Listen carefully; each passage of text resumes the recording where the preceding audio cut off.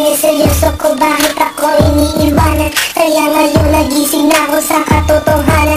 Nalulukuhin lang kami ng mga kababaihan. Kaya ngayon napagpasyahan na bakla aking iibigin at ipapadama ko ang himig ng aking damdamin sa kanya.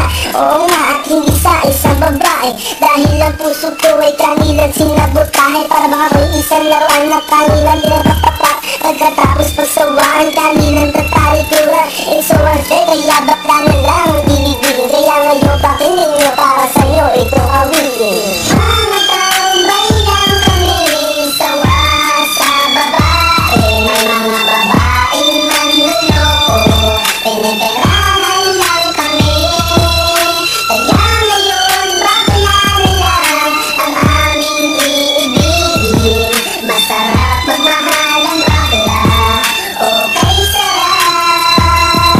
Hinang isang babae ang dahilan kung bakit nagmahal ako ng tulad niya kahit siya ay pangit at di na pinagkait. At sa'kin hindi lumapit, kaya hanggang ngayon virgin pa ang aking pit. At alam ko namang wala akong kahati, di ko siya mabubuntis pagkat pareho kami ng ari. Grabe, buong buhay niya ay sa akin binigay. Lahat-lahat kanyang inalay, basta wag akong mawalay. Di na kita iiwan kahit na ikay bakla, basta tiwala mo sa akin, sintinang ng tala at totoo. Relasyon natin ay parang ginto, mahal kita, wag lang sana ako magkatulo.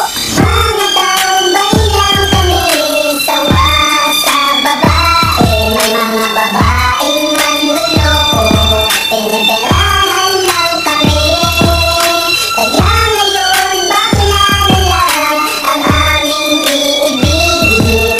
Masarap magmahal ang bakla, okay sarap.